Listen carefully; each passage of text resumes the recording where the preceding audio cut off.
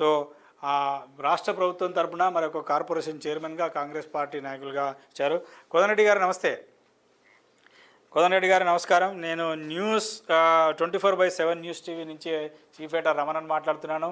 నిన్న ముఖ్యమంత్రి రేవంత్ రెడ్డి గారి అధ్యక్షతన ఉన్న మీ ప్రభుత్వం మరి రైతులకైతే దాదాపు 9,000 కోట్ల రూపాయలు 64 లక్షల మంది రైతులకు వాళ్ళ రైతుల ఖాతాలో జమ చేశారు. ఈ సందర్భంగా ఒక భారీ సభను కూడా ఏర్పాటు చేశారు. సో ఈ రైతులకు అందజేసినటువంటి రైతు భరోసాతో రైతులు సంతృప్తిగా ఉన్నారని భావిస్తున్నారా? ఈ వర్షాకాలానికి మీరు రాష్ట్ర ప్రభుత్వం తరపున అందజేసినటువంటి సహాయం రైతులకు ఉపయోగపడుతుందా? చూడండి, నేను కొన్ని వాస్తవాలు చెప్పదలుచుకున్నాను. నేను 1969 నుంచి క్రియాశీల రాజకీయాలలో ఉన్నాను. అప్పటి నుంచి కేంద్రంలో రాష్ట్రంలో కాంగ్రెసేతర ప్రభుత్వాలు కూడా పరిపాలన చేసినాయి. రాష్ట్రానికి వస్తే రాష్ట్రం ఏర్పడక ముందు తెలుగుదేశం పార్టీ అధికారంలో ఉంది. రాష్ట్రం ఏర్పడ్డ తర్వాత తొలిసారి టిఆర్ఎస్ ప్రభుత్వం అధికారానికి వచ్చింది. ఈ రెండు కాలాల్లో చూస్తే మొత్తం ఒకసారి హిస్టరీ వెనుక మళ్ళీ చూస్తే ఇంత భారీ ఎత్తున రైతులకి రైతు భరోసా కానీ, రుణమాఫీ కానీ, మినిమం సపోర్ట్ ప్రైస్ సరిపోతలేదు అని దాని మీద బోనస్ ఇవ్వడం కానీ, ఈ రకంగా అనేక రకాలుగా భారీ వర్షాలతో పంట నష్టపోతే నష్టపరిహారం కానీ, ఒక రకంగా కాదు ఇన్ని రకాలుగా రైతుకి వ్యవసాయానికి బాసటగా నిలబడ్డది తొలి ప్రభుత్వం రేవంత్ రెడ్డి గారి ప్రభుత్వం. ఇంతకంటే ముందు వైఎస్ రాజశేఖర రెడ్డి గారు ముఖ్యమంత్రిగా ఉన్నప్పుడు కూడా, అప్పుడు కేంద్రంలో మన్మోహన్ సింగ్ గారు ప్రధానమంత్రిగా ఉన్నప్పుడు కూడా అప్పుల మాఫీ జరిగింది. తొలిసారి జరిగింది దేశంలో. మన్మోహన్ సింగ్ గారు మీకు తెలుసు, పెద్ద ఆర్థిక శాస్త్రవేత్త. రాజశేఖర రెడ్డి గారి ప్రతిపాదన తొందరగా ఒప్పుకోలేదు. రాజశేఖర రెడ్డి గారి పట్టుదలతో ఒప్పుకోవడం వల్ల ఏమైంది, 11,000 కోట్ల రూపాయలు ఆంధ్ర రాష్ట్రంలో రుణాలు మాఫీ అయితే దేశంలో 78,000 కోట్ల రూపాయలు. ఇది అప్పుడు తొలిసారి. అప్పుడు ఇప్పుడు ఎన్నడూ లేదు, ఎక్కడ లేదు, ఏ రాష్ట్రంలో కూడా లేదు.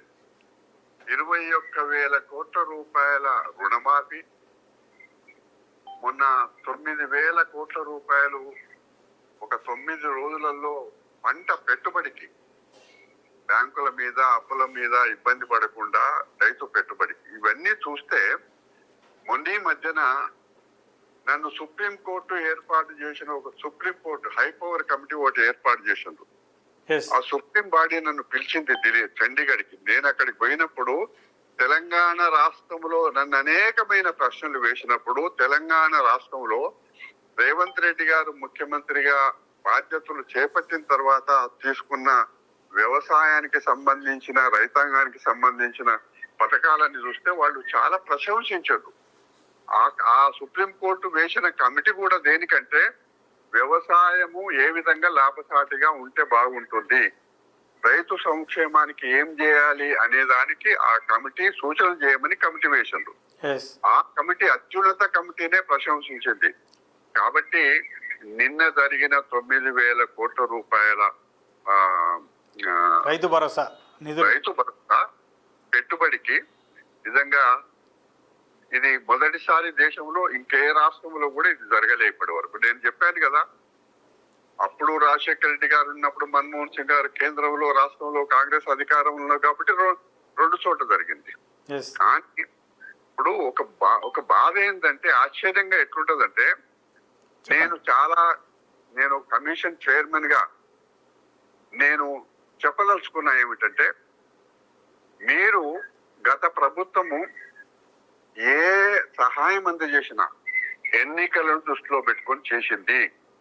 2018లో కూడా హడావిడిగా భూముల రికార్డుల ప్రక్షాళన పేరుతో హడావిడిగా చేసి ఆ రకంగా 4,000 రూపాయలు తొలిసారిగా ఇచ్చి దాని వల్ల లబ్ధి పొందడానికి ప్రయత్నం చేసింది. కానీ ఈ రోజు రేవంత్ రెడ్డి గారు ముఖ్యమంత్రిగా అయిన తర్వాత నిన్న ఇచ్చింది ఏ ఎన్నికలు దృష్టిలో పెట్టుకొని చేసినామండి? స్థానిక ఎన్నికలు ఇవన్నీ కూడా అంటే స్థానిక సంస్థల ఎన్నికలు రాబోతున్నాయి కాబట్టి ఇది చేశారని. అంటే మీరు గతంలో రేవంత్ రెడ్డి గారు పిసిసి అధ్యక్షులుగా ఉన్నప్పుడు, కాంగ్రెస్ పార్టీ ప్రతిపక్షంలో ఉన్నప్పుడు, మేము అధికారంలోకి రాగానే రైతు బంధును రైతు భరోసాగా మారుస్తాం, ఆ రైతులకు పెట్టుబడి సహాయం 10,000 రూపాయలు ఉన్నది. అంటే 2 విడతలుగా 5,000, 5,000, 10,000గా ఇస్తున్నా, అప్పటి ప్రభుత్వం ఇస్తున్నదాన్ని మేము 15,000 చేస్తామని ఒక హామీ ఇచ్చారు. కానీ మరి 15,000ను 12,000కు మాత్రమే కుదించి ఇప్పుడు ఒక విడతగా 6,000 రూపాయలు వేశారు. మరి 15,000 రూపాయలను ఎందుకు అమలు చేయలేకపోతున్నారు అనేది కూడా మీ మీద ఒక విమర్శ ఉంది, ప్రశ్న కూడా ఉంది మీ ముందు. ఏమంటారు దీనికి? చూడండి, ఇట్లాంటివి ఆధారం లేకుండా అది నిరాధారమైన ఓ బురదల్లడానికి 196 మాటలు మా మేనిఫెస్టోలో చూడండి. మేము మేనిఫెస్టోలో దాన్ని మేము ఏ విధంగా అమలు చేస్తున్నాం. రైతుల విషయానికి వస్తే ఈ రోజు నేను ఒకటే చెప్తున్నా మీకు, కానీ ఈ రోజు భారతీయ జనతా పార్టీ అధికారంలో ఉన్న పార్టీ కానీ ఎవ్వరు కూడా కాంగ్రెస్ పార్టీ అధికారంలో ఎప్పుడెప్పుడు వస్తే అప్పుడప్పుడు సంస్కరణలు తీసుకొచ్చింది. ఆ సంస్కరణలో భాగంగా ఈ రోజు 2023 డిసెంబర్ తర్వాత, ఎన్నికల తర్వాత జరిగిన వ్యవసాయ సంస్కరణలో వ్యవసాయానికి, రైతు కూలీకి కూడా ఇచ్చే సందర్భం ఎక్కడ కూడా లేదు. అసలు రైతులకు ఉచిత కరెంట్ అనే స్కీమ్ను ప్రవేశపెట్టిందే మీరు, కాంగ్రెస్ పార్టీ నాయకత్వంలో ఉన్నటువంటి ప్రభుత్వం. చూడండి, ఉచిత కరెంటు విషయానికి వస్తే మాటికి పిచ్చి మాటలు మాట్లాడతారు. ఆ రోజు రాజశేఖర్ రెడ్డి గారు 2004లో అధికారంకి రాకముందే ప్రకటించండు. అవును, అదే అంటున్నా మీరే చేశారంటున్నా.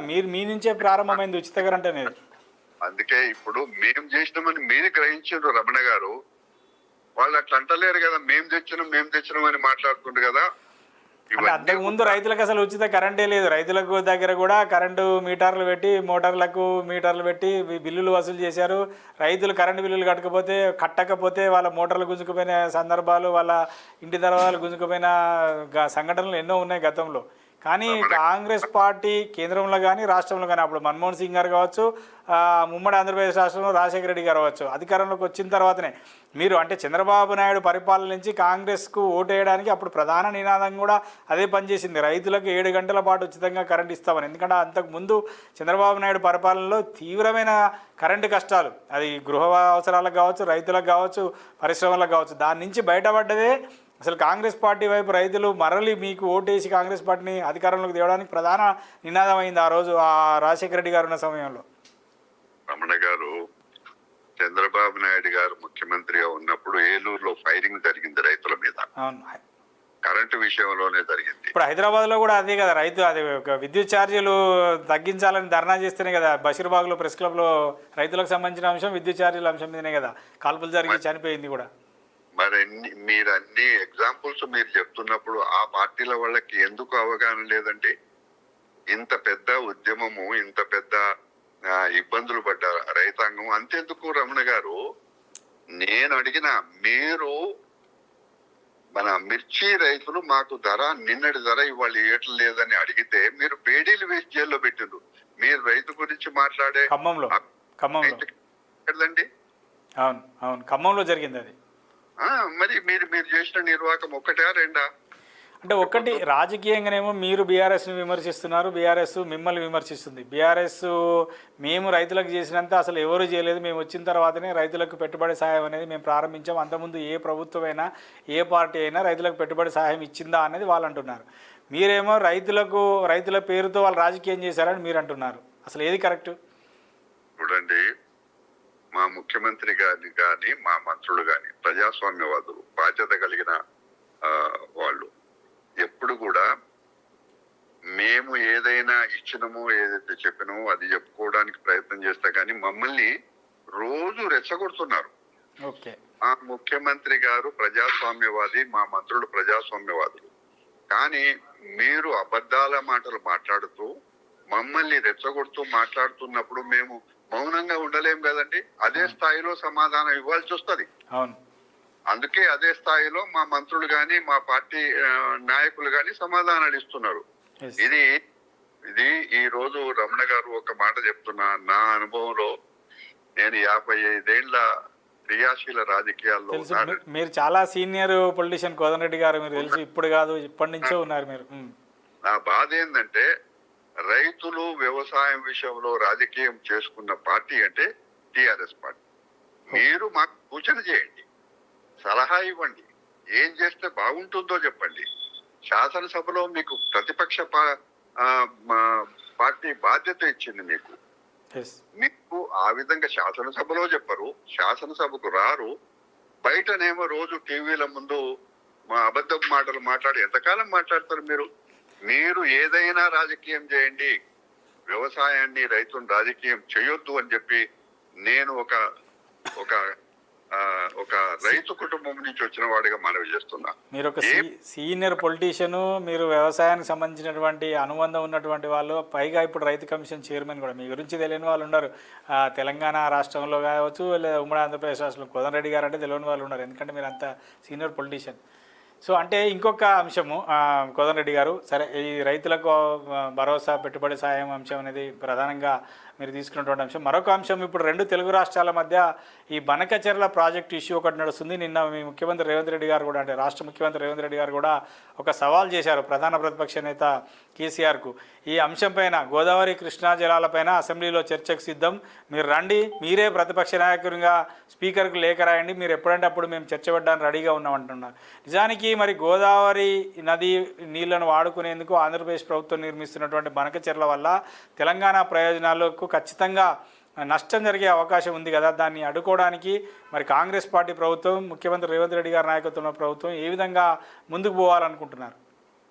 చూడండి, అట్లాంటి విషయాలలో కాంగ్రెస్ పార్టీ ఆనాడు ఈనాడు రేవంత్ రెడ్డి గారు ఆ రోజు తెలుగుదేశం పార్టీలో ఉన్నా, ఆయన ఏ పదవిలో ఉన్నా కూడా ఇవన్నీ ఆయనకు అనుభవం ఉంది. కృష్ణా గోదావరి వాటరు తెలంగాణ వాటా విషయంలో కానీ, ఆంధ్ర వాటా విషయంలో కానీ వారికి అనుభవం ఉంది. దాని ప్రకారంగా చూస్తే బనకచెర్ల విషయం కానీ, కృష్ణానది విషయంలో నీటి విషయంలో కానీ, దానికి ఇప్పటి వరకు బచావత్ కమిషన్ ఉంది, దాని తర్వాత బ్రిజేష్ కమిషన్ ఉంది. ఇవన్నిటినీ వాటి ముందు పెట్టుకోవాలి. ఇంకొకటి ఏంటంటే నేను మనవి చేసేది ఇక్కడ, ఇట్లాంటి రాష్ట్రానికి వచ్చిన సమస్యలు వచ్చినప్పుడు ప్రతిపక్షం కానీ అధికారంలో ఉన్న పార్టీకి ప్రతిపక్షం మద్దతుగా నిలబడాలి. మీరు ఆ విధంగా కాకుండా ఈ రాష్ట్ర ప్రయోజనాలు, మీరు ఎట్లా అధికారానికి వచ్చారు? మీరేమీ జైల్లోకి పోయి అధికారానికి రాలే, మీరు త్యాగాలు చేసి అధికారానికి రాలే. మీరు కేవలం తెలంగాణ అనే అంశం, ఒక సెంటిమెంట్ అంశాన్ని ప్రజల ముందు పెట్టుకొని మీరు అధికారానికి వచ్చారు. మీరు ఆ రోజు ఏమన్నారు? నీళ్లు, నియామకాలు, గొప్ప గొప్ప మాటలు మాట్లాడి, ఇవాళ నీళ్ల విషయంలో వచ్చినప్పుడు మా మీద ఎందుకు బట్టగాల్చి పడేస్తున్నారు? మీరు నిలబడండి, ప్రభుత్వంతో నిలబడి రాష్ట్ర ప్రయోజనాల కోసం రాజకీయాలకు అతీతంగా అధికార పక్షం ప్రతిపక్షం ఒకటే నడవాలంటారు. నడవాలి. నడవకపోతే ఎట్లా జరుగుతుంది? రాష్ట్రం ఇబ్బందులు పడుతుంది కదా. అవును. ఇప్పుడు మీరు మమ్మల్ని ప్రశ్నించది, బీజేపీ కేంద్రంలో అధికారం నుండి వాళ్ళు మమ్మల్ని ప్రశ్నించది. ఇదెక్కడి స్వామ్యం అండి? మీరు రాష్ట్ర ప్రయోజనాలు కాపాడుతున్నట్టా, లేకపోతే మీ అధికార వాంఛ గురించి మాట్లాడుతున్నట్ట? బీజేపీ కూడా అట్లే వ్యవహారం చేస్తుంది, బీఆర్ఎస్ కూడా అట్లే వ్యవహారం చేస్తుంది. బనకచెర్ల విషయము మాటికి మాట్లాడుతున్నారు. ఏం చేద్దాం? ఇది జరగకుండా ఆపుదల ఎట్లా చేయాలి? కేంద్రం దగ్గర మనం పోరాటం చేయాలనేది ఒక వ్యూహం ఉండాలి కదా. రేవంత్ ఏమన్నారు? రండి మాట్లాడుకుందాం, ముందుకు పోదాం రండి అన్నారు. అదైతే పార్లమెంటరీ వ్యవస్థ. కోదండరెడ్డి గారు, మొత్తానికైతే రాజకీయాలకు అతీతంగా తెలంగాణ రాష్ట్ర ప్రయోజనాలకు నష్టం కలిగే విధంగా ఎవరు వ్యవహరించినా, అది పక్క రాష్ట్రమైనా కేంద్రమైనా ఇంకొకటి వ్యవహరించినా కూడా అన్ని రాజకీయ పార్టీలు ఏకమై, అధికార ప్రతిపక్షాలు కూడా ఏకమై మరి పోరాడాల్సినటువంటి అవసరం ఉంది. మీరు సీనియర్ నాయకులు, రైతు కమిషన్ చైర్మన్గా మీ అనుభవాల్ని తెలియజేశారు. మరి మా 24/7 న్యూస్ ఛానల్ ఫోన్లో వచ్చి మీ అభిప్రాయాలు తెలియజేసినందుకు థ్యాంక్ యూ, ధన్యవాదాలు కోదండరెడ్డి గారు. ధన్యవాదాలు రమణ గారు. Thank you. Hi friends, thank you for watching this video. ఈ వీడియో గనుక మీకు నచ్చినట్లయితే దయచేసి లైక్ చేయండి, షేర్ చేయండి. ముఖ్యంగా మా ఛానల్ 24/7 న్యూస్ టీవీని సబ్స్క్రైబ్ చేసుకోండి. ఆ తర్వాత మీ విలువైన అభిప్రాయాల్ని, మార్పులు, చేర్పులు, కావాల్సిన వీడియో ఏమన్నా ఉంటే మన వీడియో కింద కామెంట్ సెక్షన్లో కామెంట్ రూపంలో తెలియజేయండి. నమస్కారం, సాయిదంచిక మాట్లాడుతున్నాను. ప్లీజ్ సబ్స్క్రైబ్, షేర్, లైక్ చేయండి 24/7 టీవీ ఛానల్. హాయ్ నమస్తే, నేను మీ Sonia Akula. Please subscribe to 24/7 news TV. Hi అండి, అందరికీ నమస్తే. నేను Mankota Prasad. Please do subscribe 24/7 news TV. Political, entertainment and infotainment updates కోసం like, share, subscribe 24/7 news TV.